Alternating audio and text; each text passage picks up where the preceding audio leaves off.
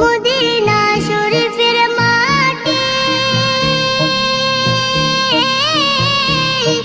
আমার চোখে মুখে বুকে মাখিও। এমন পবিত্র মাটি, এমন পবিত্র মাটি আমার নবীর রওজায়।